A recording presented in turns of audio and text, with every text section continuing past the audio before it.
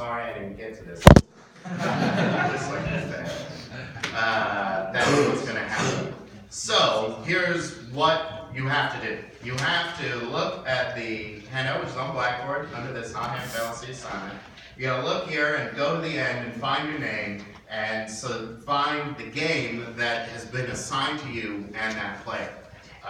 So the one that I assigned myself was Russell Westbrook for Chicago Bulls. Played, well, he's on the Oklahoma City Thunder. Played the Chicago Bulls on March 5th, 2015. So you can access the data. I have the link right here, along with a description of how to navigate to the game. So you would then have to find your player. In players, there's players. We can go to W, find Westbrook. Where is it? Russell Westbrook, in bold. A lot of them should be in bold because I selected some high quality players. So here's Russell Westbrook. Then you would have to go to, I think, the season. Here in the totals, as I described the thing, in the totals, you're going to select the 2014-2015 season. It's the ones I selected from. And then, as you scroll down, you can see the individual games here. I want the one on March 5th, so you can sort by date if you want. March 5th, right? Or 25th? What did I say? March 5th. This is one. Click it. So you click that, and this is the game. The Chicago Bulls won 108-105. It was very exciting, I guess. And here, play-by-play, is where you will find the sequence of events that occurred in that game. So you have whatever option you want at your disposal. You can be as creative as you'd like to figure out, to get the information just for your player and in the order that it happened, which I cannot stress enough, in the order that it happened. Don't, get it out of order. That defeats the entire purpose of everything, and all of your answers will be completely wrong. So, what I like to do is just select all of it, and then sort it from there. So you can see my mad Excel skills. They're pretty good. So, in Excel, I'm going to paste these. And I'm going to get rid of everything after the second column because it's unimportant, because my player's here in this column for this player team. And then I don't need this. I'm going to change this to put these in order and keep the order. I'm doing this. That's my great little thing. Keep all these in order.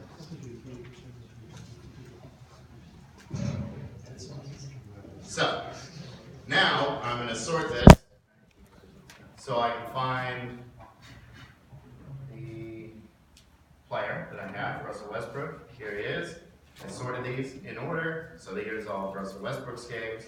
I'm just going to, or his plays, I'm just going to take those, bring them off to the side here, and then get rid of anything that wasn't a field goal attempt. So free throws don't count, and other things don't count. So what does that say? Shot? They all say shot. Do I need to say attempt? Makes and misses. All right. So what I'm going to do is search this.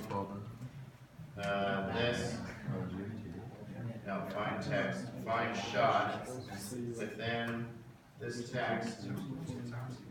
And then anything that isn't an error is one of the shots. There they are, all right there.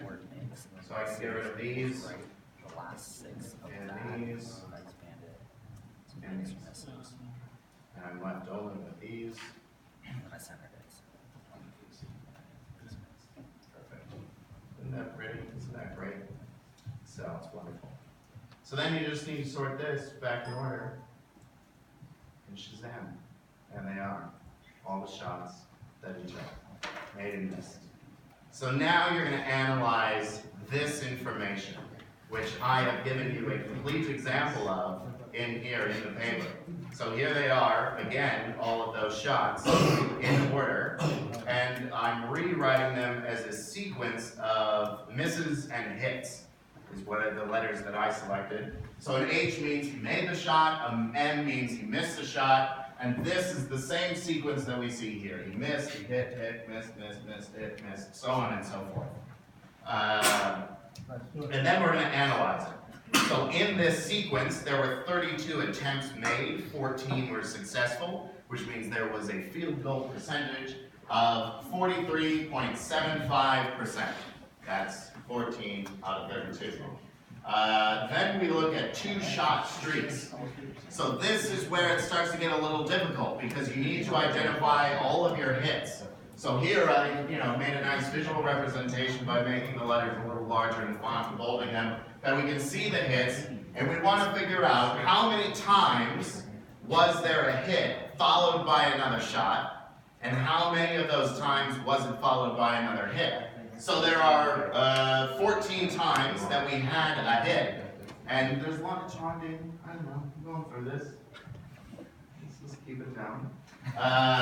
There are 14 times when there was a hit, and in those times there were how many that were followed by another hit? 6. So you see 14 times there was a hit. That's the same number that we calculated before. It could be different if the last one was a hit, because then it's not followed by anything, and so it wouldn't count that because it just doesn't matter in that count in the denominator here where I have 14. And then in my numerator I've got 6 because we've got right here, this one was followed by a hit, so that's 1. This one wasn't. This one was, and was, and was, and was, and then was. Did I overcount? I got 6 here though. I don't know, you can check my math. But I want to count the number of times that a hit was preceded by another hit. That's what you're looking for there in the numerator. So 6 out of 14 times is 42.86%. So the summary of this is that the probability of a hit was just the field goal percentage, 43.75. The probability of a hit given a hit was 42.86%. So now we need to adjust for statistical bias. This is the mind-blowing change that has swept the nation. In the hot hand fallacy, which is that these guys have demonstrated that there is a bias when you count this way because of that thing, that if at the end you had a hit, it's not followed by another shot. Because we have a finite sequence that we're examining, we actually don't expect the probability of a hit given a hit to match the probability of a hit if this is a purely random sequence. So the hot hand fallacy is that it's not a random sequence, that as people make their shots, they get more confident and they're more likely to make their next one. The statisticians claim that it is a random sequence, that if you made your last shot, that has no bearing on whether or not you'll make your next one. So that basketball players are like coin flips, that this guy makes almost half the shots, makes 43% of his shots, and that's just gonna be true every time. And sometimes it will result in a streak, but that isn't, and there's nothing else going on there other than chance. So that's the fallacy that we're testing here, is whether or not it's random or not. So they determined that we wouldn't expect these to match even if it was random, undermining everybody's research up to this day. So they got a little explanation, you can read through that, but basically, the simplest correction is this one. If we just look at 1 or 2 shot sequences or 2 shot streaks, this is the correction, or this is the expected probability that we would think we would get given a certain probability of success. So P in this case is the probability of a hit. So this would be my 43.75%, or 0.4375. Then N is the number of trials, or the number of shots taken, which was 32. And those are the only 2 numbers you need. You plug them in all the appropriate places, and the equation is quite something, so be careful, follow the order of operations. Please excuse my dear Aunt Sally. And so on and so forth. This calculates out to 41.94%. What that means is that if Russell Westbrook is employed, and we're just flipping him and seeing if he makes the shot or not, and every shot is a purely random and independent attempt, then we would expect the probability of hit given hit to be 41.94%, even though his probability of a hit is 43.75. So that difference between the two, which I have calculated right here, is the bias in this estimation. And so all we want to do is take this and add it to what we calculated, correcting for that bias, at least on average, to get the sort of true probability of a hit given hit for Russell Westbrook in this game. And so in that case, it was 44.67%, which is a little bit higher, but not very much higher than 43.75, perhaps insignificantly higher. Not any evidence that it isn't random. So step 4 is to test it with a z-test. Isn't that exciting? Almost all of you took business statistics. You're like, this is so stupid. And then here it is, back again to haunt you with your dreams and your hopes, destroyed in its wake.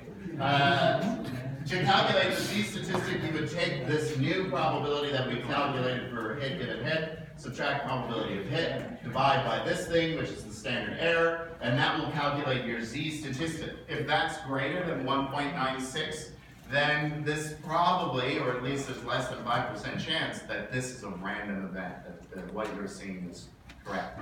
So, that's what you do. You just calculate that compared to 1.96. Then you type it up. As I said, this is obviously pretty complicated stuff, and it's on the cutting edge of research. This is from, this paper is less than a year old that these guys have written. People are still processing it. There hasn't been much research since then. And so if you type this up really nice, better than I did, with some more detail, maybe throw in some stuff because you read the paper, which I like to, make it impressive, then other people are going to find it impressive too. And if you want a job that has anything remotely to do with numbers, it'll probably go well if you show it to potential employers, or make it part of your portfolio. So I recommend doing that. It's my recommendation. I think that's true for all the assignments that we'll have. The March Madness one that's I haven't created yet, I think will be cool. And then what's the third one? Oh, the value of the players after spring break. Yeah, I know. I don't know. Ours is not going to be better than 558. So use that. So once you've done all these calculations, you're going to click this link to a form where you are going to enter in your answers. Enter them in carefully, please, because I'm going to do a lot of the grading based on what you submit here, because I can have it automatically check your work, because I'm very good with spreadsheets. So how many field goals did they attempt? How many did they make? What did you get for the probability of a hit? Probability of a hit given a hit before the correction and then after the correction. And then what did you get for your z-score? And since there's 68 of us, we'll compile these, and only 5% of you should get a z-score over 1.96 if it's truly random. If significantly more than 5% of you do, then we have some pretty good evidence in favor of the hump hand, despite a legion of statisticians who say it doesn't exist. So, fun, right? Cool? Good. Questions about that? So it's not a team? It's not a... Just one player. No, it's individual. It's totally individual. You all have different games and players that you have to do. No two of them will be the same. You can certainly work together to try to figure it out, but